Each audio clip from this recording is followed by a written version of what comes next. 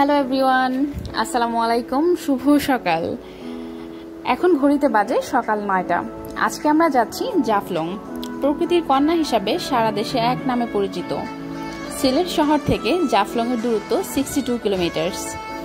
সিলেট শহর থেকে জাফলং যেতে হলে আপনাকে বাস, সিএনজি, প্রাইভেট কার অথবা লেগুনা করে যেতে হবে। আমরা অবশ্য সিএনজি ভাড়া করে নিয়েছি 1500 টাকায় আজ সারাদিনের জন্য। জাফলং সিলেটের একটি সীমান্তবর্তী উপজেলা, গোয়াইনঘাটে অবস্থিত। ভারতের মেঘালয় সীমান্ত ঘেঁষে খাসিয়া জৈন্তা পাহাড়ের পাদদেশে অবস্থিত এই জাফলং। এখানে পাহাড় আর নদীর অপূর্ব সম্মিলন। বাংলাদেশের অন্যতম পর্যটন স্থল হিসাবে পরিচিত এই জাফলং। পর্যটনের সাথে জাফলং পাথরের জন্য বিখ্যাত। জাফলং যাবার পথে আমরা এসেছি খাসিয়া জৈন্তা রাজার শিব মন্দিরে। খাসিয়া জৈন্তা রাজার রাজ্য বিস্তৃত ছিল উত্তর পূর্ব ভারতের শিলং মালভূমির পূর্ব প্রান্ত থেকে আসামের বারাক নদীর উপত্যকার দক্ষিণ উত্তর প্রান্ত পর্যন্ত। জৈন্তা রাজাদের রাজত্ব শুরু হয়েছিল কবে তা নিশ্চিত করে কোনো ঐতিহাসিক জানাতে পারেনি, তবে এই রাজ্যের প্রমাণ পাওয়া যায় প্রাচীন মহাকাব্য ও পৌরাণিক কাহিনীতে। ঐতিহাসিকদের মতো বহু হাজার বছর ধরে জাফলং ছিল খাসিয়া জৈন্তা রাজার অধীনে থাকা একটি নির্জন বনভূমি।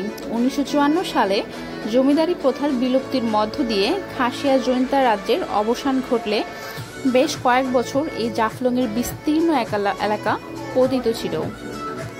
জাফলং উপত্যকার অন্যতম আকর্ষণ পিয়াইন নদীর স্বচ্ছ পানি, মায়াবী ঝর্ণা ও জিরো পয়েন্ট। জাফলং উপত্যকা থেকে দূরে ডাউকি শহর দেখা দিচ্ছে আমাদের। পিয়াইন নদীর স্তরে স্তরে পাথরের স্তূপ জাফলংকে করেছে আরো বেশি আকর্ষণীয়। জাফলং ভ্যালির বাংলাদেশ সীমান্তে দাঁড়িয়ে ভারত সীমান্তের অভ্যন্তরে থাকা সুবিশাল খাসিয়া জৈন্তা পাহাড় শ্রেণী দেখা যায়। এসব পাহাড় থেকে নেমে আসা ঝর্ণা পর্যটকদের অন্যতম আকর্ষণ। এছাড়া ডাউকি বন্দরের ঝুলন্ত সেতুও আকর্ষিত করে অনেককেই। এছাড়া সর্পিল আকারে বয়ে চলা ডাউকি নদীর টানেও পর্যটকরা আসে প্রতি বছর। মৌসুমী বায়ু প্রবাহের ফলে প্রবল বৃষ্টিপাতের নদীর স্রোত বেড়ে গেলে নদী ফিরে পায় তার প্রাণ আর হয়ে ওঠে আরও মনোরম। ডাউকি নদীর স্বচ্ছ জল জাফলংয়ের অন্যতম আকর্ষণ। তবে শীতকালে এই নদীর পানি কিছুটা শুকিয়ে যায়। তখন বৃষ্টিপাতের সাথে পাহাড় থেকে নেমে আসা পাথরগুলো ভীষণ সুন্দর দেখায়। আমরা এসেছি বর্ষাকালে এই নদীর স্বচ্ছ জল সবাইকে করে আরো বেশি আকর্ষিত করে।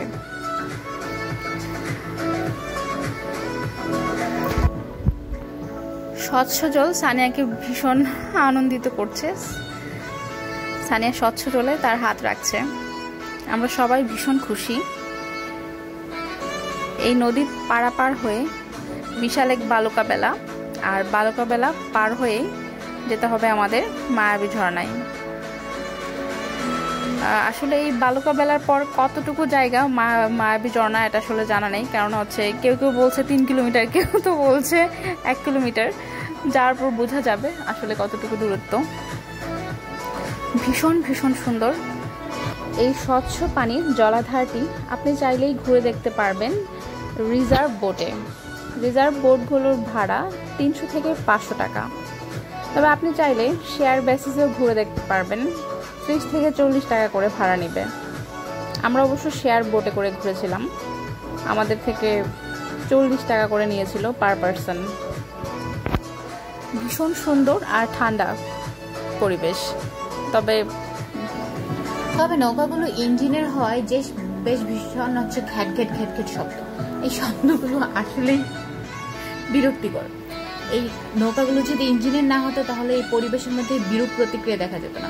দেখা গেল যে নৌকা ঘাটের দিকে কিছু পানিতে হচ্ছে একটু ইঞ্জিনের অয়েল টাইপের হচ্ছে পড়ে আছে, যার কারণে পানিগুলো দূষিত হচ্ছে, দিকে শব্দ হচ্ছে। আমরা যে এখানে সেরেইন একটা বিউটি দেখছি, সে সাথে হচ্ছে আমরা মানে কামনেসটা ফিল করতে পারছি না এই নৌকা শব্দের কারণে।